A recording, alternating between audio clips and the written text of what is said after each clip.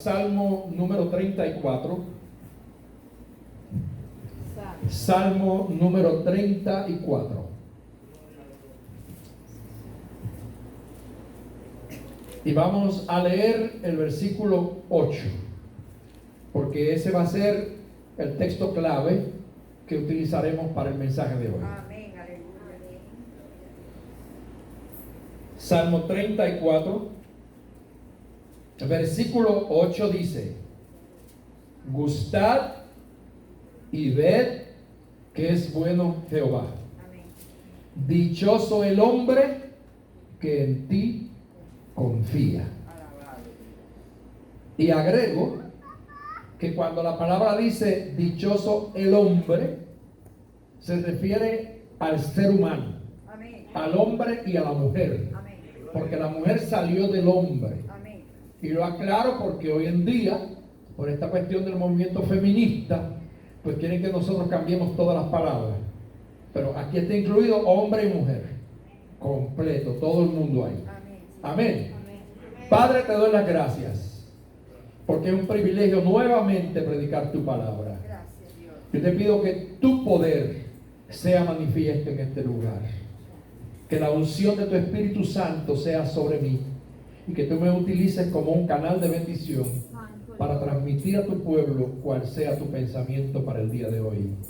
Prepara cada corazón, cada oído, para que recibamos tu palabra con gozo, en el nombre de Jesús. Amén Gracias. y amén. Sí.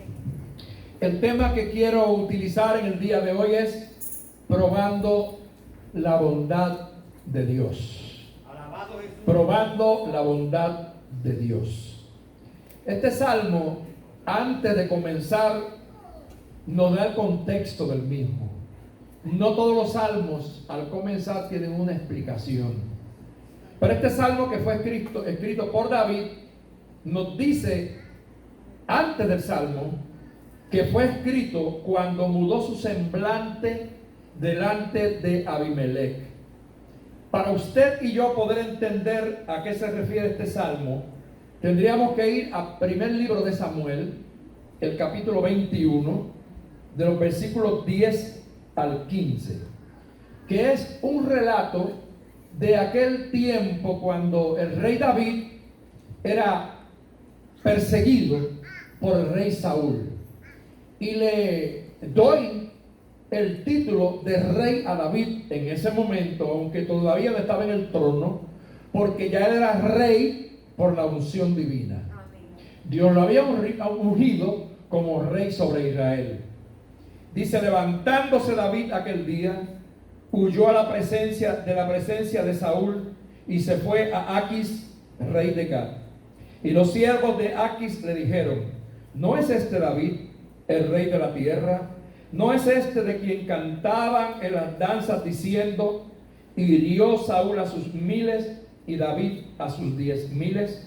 Y David puso en su corazón estas palabras, y tuvo gran temor de Aquis, rey de Gat, y cambió su manera de comportarse delante de ellos, y se fingió loco entre ellos, y escribía las portadas de las puertas, y dejaba correr la saliva por su barba.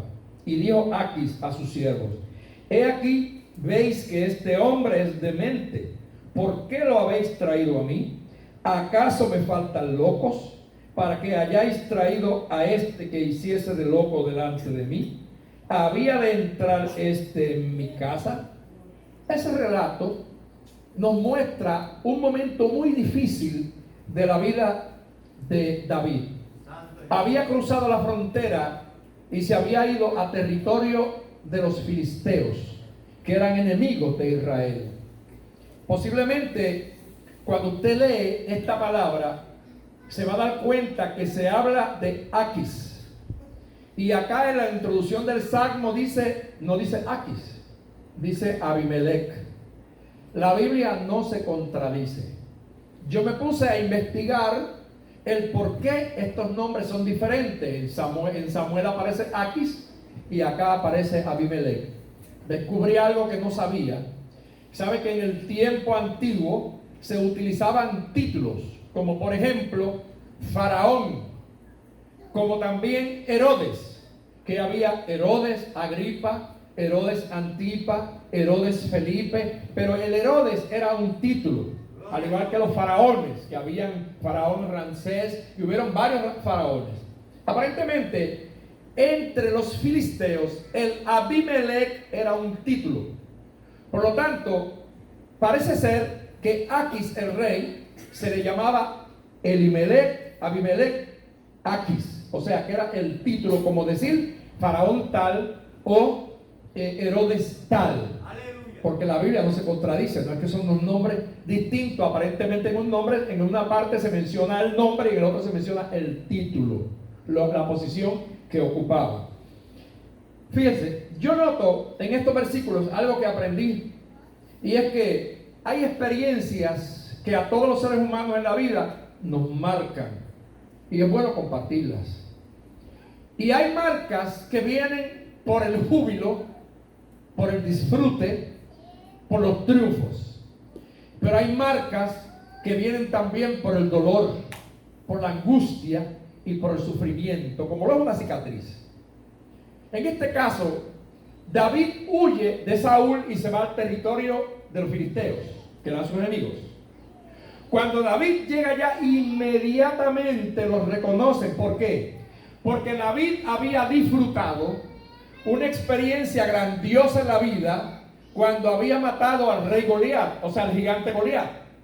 Y después que él mata a Goliat, cuando él entra de regreso, comienzan a danzar las mujeres y a bailar y a atribuirle miles a Saúl y 10,000 a David. Amén. Aquí nace un celo que comienza Saúl a sentir, porque dice, le dieron más a él que a mí. A mí me dieron miles y a él 10,000, lo que significa que esto es lo que falta, es que le den también el trono. Y ahí nace entonces el celo real de aquel rey Saúl. Pero ¿qué pasa? Que este triunfo que tuvo David en medio de los filisteos se regó en toda Filistea. Por lo tanto, cuando David viene y se mete en el territorio filisteo, los filisteos inmediatamente dicen, este fue el hombre que tuvo victoria sobre nosotros. Este es aquel del cual las mujeres brincaban y saltaban y decían que a él le daban 10,000. Así que David inmediatamente tuvo temor.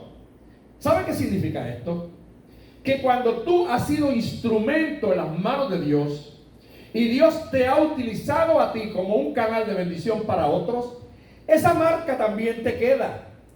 Y donde te metas, aunque sea entre los impíos, aunque sea en el pueblo pagano, ellos sabrán que en un momento dado tú fuiste un instrumento de Dios. Es por eso que la Biblia nos exhorta a que tengamos mucho cuidado, porque nosotros somos cartas abiertas, lo que significa que donde quiera que tú te metas y que yo me meta, todo el mundo sabe que tú eres cristiano. Y que tú tienes que vivir como cristiano, porque llevas en ti la marca de Dios. Amén. Y pregunto, ¿cuántos aquí llevan la marca de Dios? Amén. Si no la llevas, este es el día de ponértela. Porque la marca de Dios te distingue. Los filisteos inmediatamente se dan cuenta y comienzan a hablar de esto. David, ¿qué hace? Se llena de temor, como es lo normal entre los seres humanos, y se va y se esconde. Llega a Aquis, a Gat, que es otra ciudad, y cuando llega allí, pues imagínense, él sabe, si me conocieron tan pronto entré, tengo ahora que disfrazarme. Y se disfrazó. ¿En qué sentido? No se puso capucha, pero se hizo el loco. Y hay gente que se hace el loco para pasar por desapercibido. Hay gente que se disfrazan, no con capucha, ni con careta, pero hacen acciones. Adiós, ¿cuánta gente hay en Puerto Rico que para coger el seguro social se han hecho locos? ¿Sí o no? Yo me acuerdo uno que hubo aquí, que cada vez que le tocaba la cita del seguro social se ponía los zapatos al revés. Sí, y se iba desmoruzado y despeinado y se dejó la barba bien larga y también se escupía para que la aprobaran el seguro social. Entonces, son artimañas, son astucias que los seres humanos utilizan para buscar una protección de los seres humanos. Pero fíjese, esta experiencia que David tiene en ese momento, que la vamos a ver de un punto de vista posiblemente negativo, porque decimos que se supone que un hombre de Dios no se disfrace. El hombre de Dios tiene que estar dispuesto hasta a morir por la obra de Dios y por su causa. Pero sí, como humanos, muchas veces cometemos errores y situaciones, pero esa situación fue la que marcó a David para que él descubriera que el Dios suyo es bueno. Y por eso tiene entonces que escribir este Salmo 34 por causa de esa experiencia en la que él pudo ver que Dios es bueno. Lo que le digo a ustedes, hermanos, y me digo a mí mismo, Eliasín, hay situaciones en la vida difíciles donde la persecución llega, donde los problemas nos doblegan, donde lloramos amargamente, pero no tengas temor. Dios la ha permitido porque Él quiere mostrarte que Él es bueno. Que ahí es que tú vas a probar lo que es la bondad de Dios. Que es necesario pasar por esos procesos para aprender a depender directamente de Dios. Entonces, a los hombres de Aquis reconocerlo, pues mire, aquel hombre tiene que hacerse el loco. La Biblia es clara y dice todo lo que él hizo. Él se hizo loco y salvó la vida con su locura fingida. Esto marcó a David. Ahora en el Salmo 34, yo quiero comenzar en el versículo 4 para llegar al que estoy tomando como clave en esta mañana. Busqué a Jehová y Él me halló y me libró de todos mis temores. Aquí hay un verbo muy importante, buscar a Jehová. No dice aquí venir al templo. No dice aquí ser evangélico. No dice aquí ser religioso. Dice busqué a Jehová. Porque cuando yo llego al templo, yo no vengo para que me vean si tengo zapatos nuevos. Ni vengo para que nadie vea el traje que me compré. Ni vengo para que no tengo nada más que hacer y quiero pasar un rato en el templo. Yo vengo aquí porque yo quiero buscar a Jehová. Porque tengo que sacrificar aún mi tiempo para dedicarle un tiempo a Él. Porque cuando yo lo busco, dice la Biblia, que el que madruga a buscarlo, lo encuentra. Porque Dios es un Dios accesible.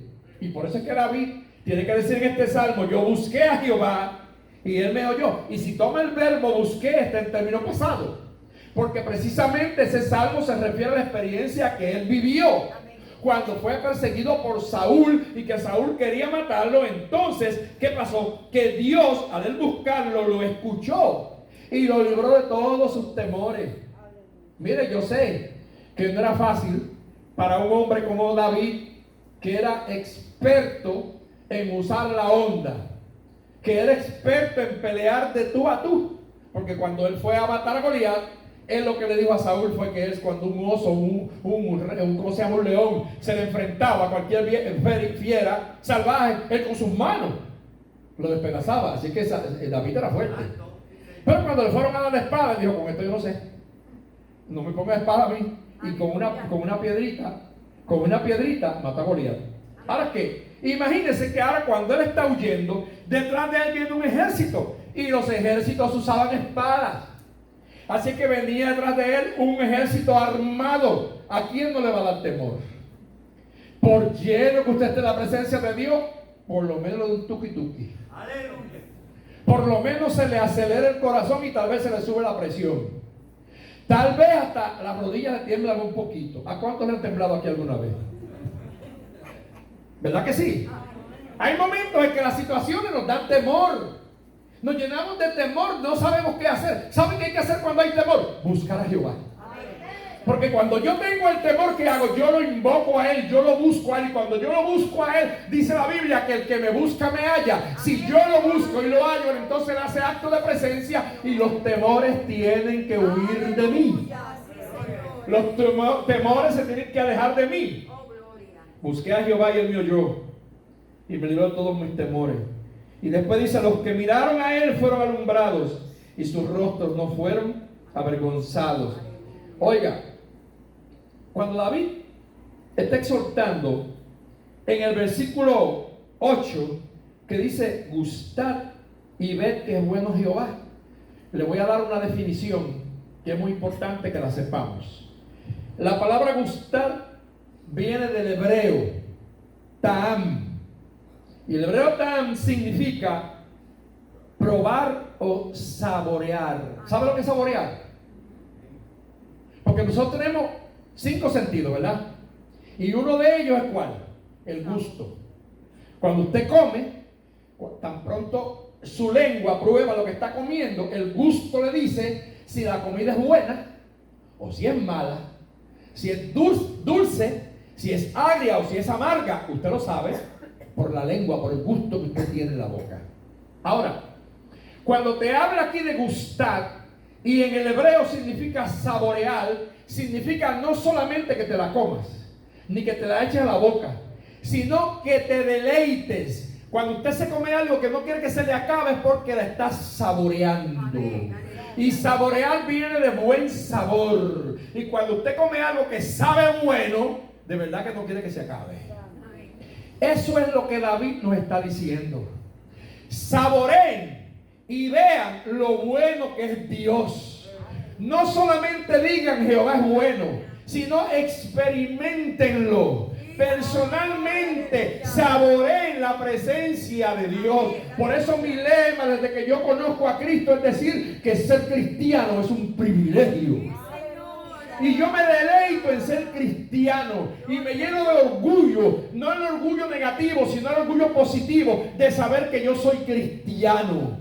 Porque yo pertenezco a Cristo, no pertenezco a Buda, pertenezco a Cristo, no pertenezco a Mahoma, pertenezco a Cristo, no pertenezco a Vita, pertenezco a Cristo, no pertenezco al gobierno, pertenezco a Cristo, no pertenezco a esta tierra. Por lo tanto, yo saboreo el saber que yo soy de Dios. La gloria es para el Señor. ¿Cuántos aquí saborean ser cristianos? Y me quiero detener un ratito aquí. Porque hay gente que le sirve a Dios como por fuerza. Hay gente que dice, bueno, Edgardo y yo cantamos ese himno que dice, una vez tú y yo lo cantamos, ¿verdad? No me mueve, Señor, para quererte. El cielo que me tienes prometido, ni me mueve el infierno tan temido para dejar por eso de adorarte. Porque tú tienes que aprender que el saborear el cristianismo no es meramente decir, uy, el infierno es feo, el infierno duele, el infierno quema. No pienses en esa parte. Piensa en el gran privilegio que tú tienes de saber que vas a disfrutar la vida eterna. Porque el que simplemente le sirve a Dios por miedo al infierno, no le sirve por convicción de salvación. Y usted tiene que tener la convicción, el gusto en su vida de que usted es cristiano. Y que el infierno no tiene parte con usted. Y por lo tanto, cuando el gozo de la vida eterna, de la salvación lo domina a usted, usted va a vivir de tal forma que ya el infierno no es parte suya, porque se encargará de vivir para glorificar a Dios. Gustad y ved qué bueno Jehová. Este verso, mis queridos hermanos, comienza con un llamado, exhortándonos a que debemos probar que Dios es bueno. Muchas veces escuchamos a la gente que se lamenta mucho porque han confiado en otras personas y fueron defraudados. En esta tierra es difícil que usted y yo consigamos a alguien en quien se pueda confiar plenamente, porque es así. Todo el mundo tiene un amigo bueno, una amiga buena, pero aún así hay momentos en que las circunstancias de la vida cambian la bondad de esa persona y actúa no como usted lo esperaba. Bueno, por ejemplo, en los secretos. Los secretos es mejor no decirlo, porque un secreto, una vez que usted lo dice, ya no es secreto. Usted tiene un secreto suyo personal, una vez que lo compartió, aunque sea con su esposa, ya no es secreto. Secreto es cuando usted nada más lo sabe.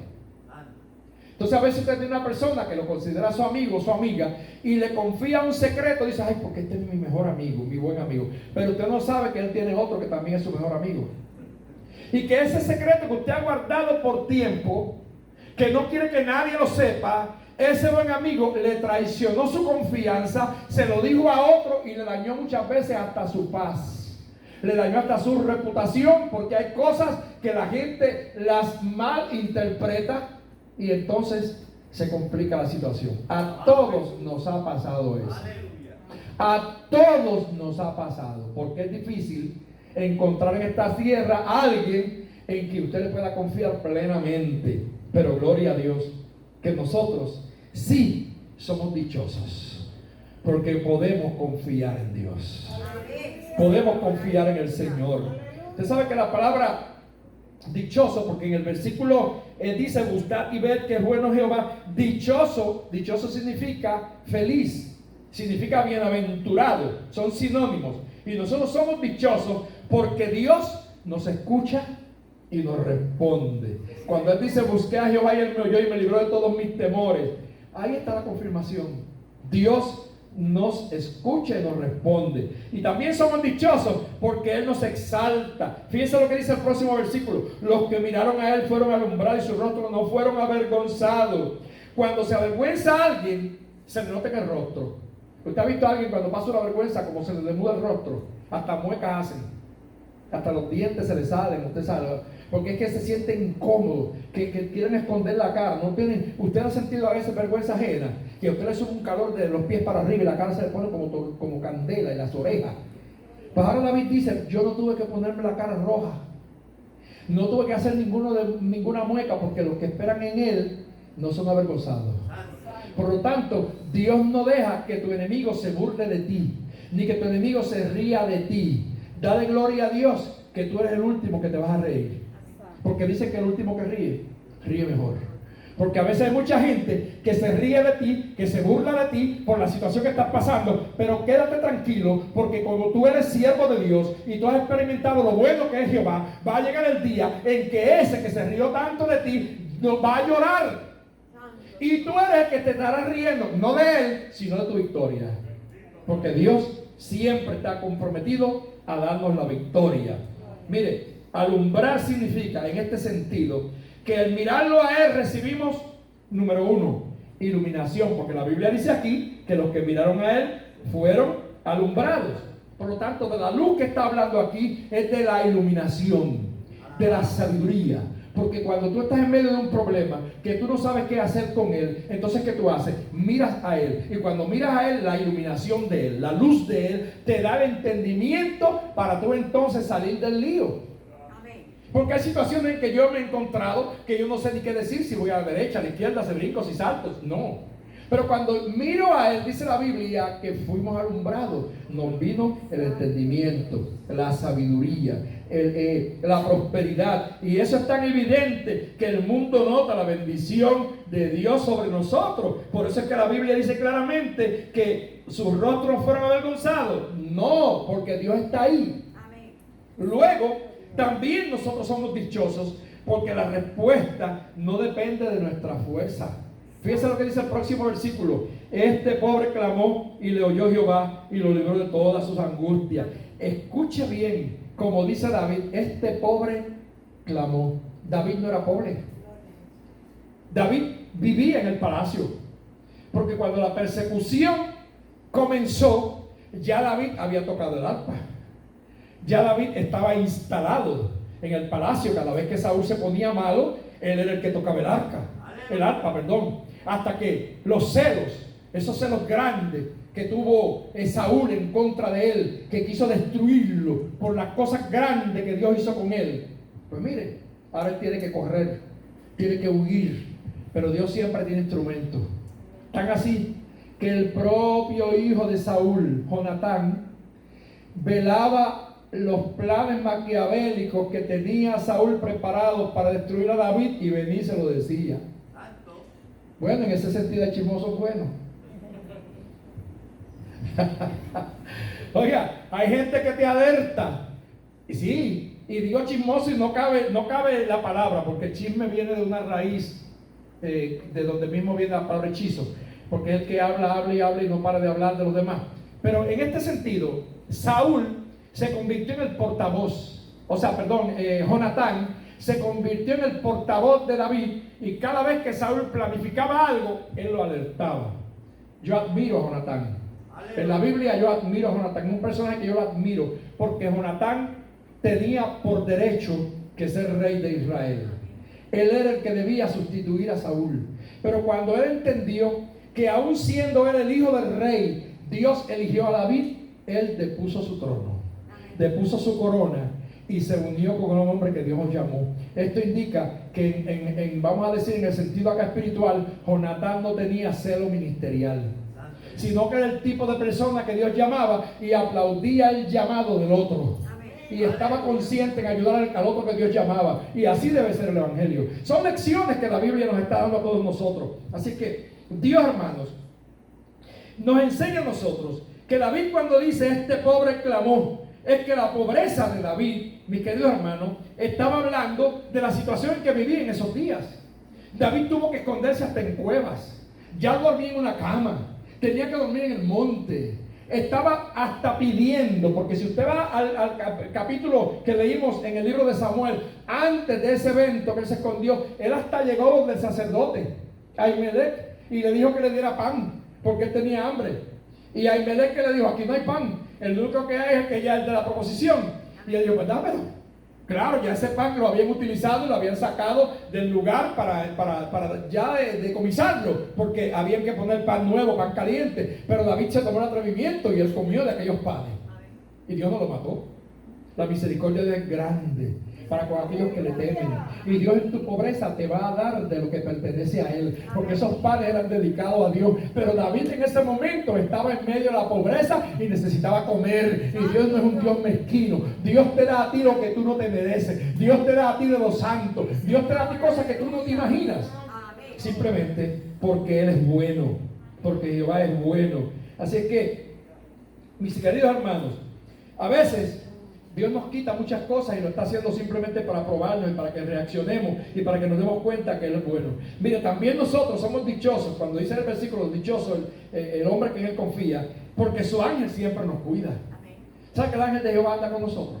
Sí, hermanos. Mire, en el versículo 7 dice, el ángel de Jehová acampa alrededor de los que le temen y los defiende.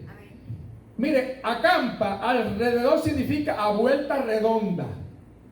O sea, no es que solamente el cristiano tiene protección al frente, sino que tiene la retaguardia, que tiene a la derecha, que tiene a la izquierda. Caerán a tu lado 1000, 10.000 a tu diestra, mas a ti no llegarán. O sea, el Señor está en todo lugar. Él nunca te abandona. Por eso somos dichosos. Por eso dice ahí David, gusten y vean lo bueno que es Jehová. Y después clama y dice, dichoso el hombre que en Él confía. ¿Cuántos son dichosos aquí? Yo soy dichoso, porque he puesto mi confianza en el Señor. Mire, los ángeles son seres tan poderosos que en una ocasión un ángel se presentó en una guerra que hubo, un ángel de Dios, el ángel de Jehová, y mató 185 soldados asirios. Mira el poder que tienen los ángeles. 185,000. Dios le dio la victoria a su pueblo. Así que Dios es poderoso para pelear por ti, para pelear por mí. No importa cuántos se levanten en tu contra. Y le voy a compartir una experiencia que yo viví, que algunos de los hermanos, los que más tiempo llevan aquí, yo se la he contado. Pero yo viví, cuando yo llegué aquí en el 1977, me refiero al barrio, yo vine a pastorear en la curva, allá abajo. Y se me levantaron unas personas en contra. No nos querían allí, me amenazaron de que iban a tirar aquí para el río. Hubo uno que me mandó un aviso en una carta que tenía un revólver para matarme. Me amenazaron de muerte. Para ese tiempo yo vivía en el sótano de la casa de la hermana Lola, la madre de la hermana Eunice. Allí vivía yo con Candy y tenía solamente a Keslin, que era mi hija primera de meses, recién nacida. Y yo tenía una guaguita en la que yo bajaba al culto que se daba acá en la curva, Casechero.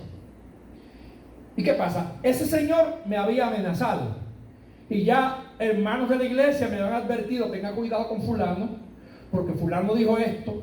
Una hermana me llamó y me dijo, fulano me dijo a mí misma que él tiene un revólver para matarlo, porque le molestaba mi presencia. No sé por qué, porque yo no le hice mal a nadie, simplemente predicaba el evangelio. Pero es que cuando tú predicas el evangelio, Satanás te odia. Entonces, un día yo voy a salir de allá de casa de Manalola y se me daña el carro. Y yo me tiré a pie con Candy. De noche. Yo traía a la bebé en mis brazos. Y cuando veníamos llegando, o sea, ya por los bucayos, que los del barrio aquí saben lo que son los bucayos. Los bucayos ahora tienen luz. Pero en aquellos años no existía allí luz eléctrica. Aquello era como boca de lobo. De noche aquello daba miedo. Por ahí nadie pasaba a pie porque ahí había un espíritu que yo había oído que a muchos de los del barrio ese espíritu se le aparecía. Hacía a manifestación un demonio que se le parecía a mucha gente, un hombre sin cabeza. Y que hasta un hermano de la hermana Carmín un día se le montó en la bicicleta bajando, y es verdad. O sea, fue una experiencia que mucha gente del barrio vivió. Pasando por los bucayos, ese espíritu se le manifestaba a la gente. Yo sabía el relato de lo que había pasado. Y yo voy con Candy y con mi bebé en los brazos. Y cuando estamos en el lugar más oscuro, más solitario, aparece un carro y se me para al lado. ¿Quién es?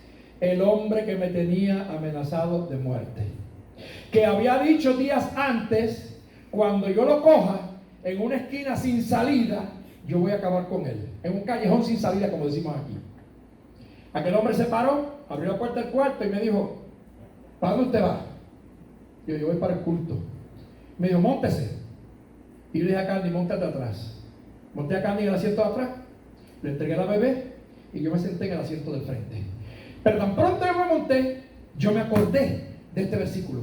El ángel de Jehová acampa alrededor de los que le temen y los defiende. Hermanos, la gloria es para Dios. Yo me senté en aquel asiento. Y desde que yo me senté en ese carro, aquel hombre se turbó. Aquel hombre empezó a temblar, mira así. Él no podía casi cambiar el carro porque la mano le temblaba. Él no podía casi meter el cloche porque la pierna le hacía así, mira, le temblaba. El hombre no me podía mirar, intentaba mirarme y no podía. Y me llevó hasta frente a la casa de Chelo, donde era el culto. Yo me bajé, agarré a mi bebé, agarré a Candy y le dije muchas gracias. Y él se fue. Al otro día, es que me entero yo de lo que Dios había hecho. Gustatis ve, qué bueno Jehová. Dichoso el hombre que él confía. Yo soy dichoso porque confío en el Señor. ¿Saben que al otro día ese hombre fue a un bar que había aquí en el barrio, Loma del Sol? No sé cuántos se acuerdan que el bar que había allí, frente a Loma del Sol. Y ese hombre confesó y dijo, mira, yo no sé qué es lo que tiene el pastorcito ese. Porque como yo era jovencitito, 21 años, todo el mundo decía el pastorcito. Yo no sé qué es lo que tiene el pastorcito ese. Pero ayer yo le di pum, como decimos en Puerto Rico, en Venezuela, por si me están viendo los de Venezuela, pues la cola. Y si es en Santo Domingo, pues la bola. Porque eso es pon allá. Entonces dice, yo le di pon al pastorcito, porque yo quería acabar con él. Pero no sé qué pasó. Cuando ese hombre se sentó en el asiento, entre él y yo, se sentó un señor vestido de blanco. Y cada vez que yo quería mirarlo, no podía, porque entre él y yo había un señor vestido de blanco. Y yo no pude tocarlo, no pude hacerle daño. Ese es el Dios que yo predico, ese es el Dios que yo testifico, ese es el Dios de que en esta mañana le doy gloria, porque Jehová es Dios. Y la Biblia dice claramente, gustad y ved qué bueno Jehová. Dichoso el hombre que confía en él. Yo te exhorto en esta mañana, mi querido hermano, no pongas tu confianza en el hombre, confía solamente en el Señor. Cuando tenemos en cuenta todo lo antes dicho, entonces podemos decir como David, gustad y ved qué bueno Jehová. Dichoso el hombre que en él confía. Y termino diciendo, métete con Dios y Dios se va a meter contigo. Ese ha sido mi lema de mi juventud. Si te metes con Dios, Dios se mete contigo. No va a haber quien te toque, no va a haber quien te dañe, porque yo estoy aquí. A mí, después que soy ministro, me han disparado tiros y no me han podido tocar las balas. A mí en Haití, en la campaña de Guille, me cayeron a pedradas y ni una piedra me pudo tocar. Y yo en una tarima, con una cámara de televisión al frente, que yo no podía correr ni huir, y las piedras me pasaban por encima, por el lado, por entre las piernas, pero ni una piedra me tocó. A mí me echaron una brujería en Haití. En un polvo satánico le echan a la gente, me lo pasaron en la cabeza para matarme. Cuando le ponen ese polvo a la gente, en 24 horas está inflado así como una bomba y se muere. Y yo estoy aquí vivo. A mí me echaron veneno en una comida para matarme y Dios me libró del veneno. O sea, han habido muchas situaciones en la vida en que me he visto al borde de la muerte, como se vio David, como se vio el apóstol Pablo. Han intentado, pero ¿qué pasa? Que yo he confiado en Dios, y el que confía en el Señor lleva la delantera. El que confía en el Señor la tiene gana. Así que métete con Dios, hermano. Lo que Dios ha hecho conmigo, lo que hizo con el apóstol Pablo, lo que hizo con David, lo hace contigo si tú gustas y ves que Jehová es bueno. Dios te bendiga. Dios te guarde. Incline su rostro. Damos gloria al Señor por su misericordia. Gracias al Señor por su fidelidad.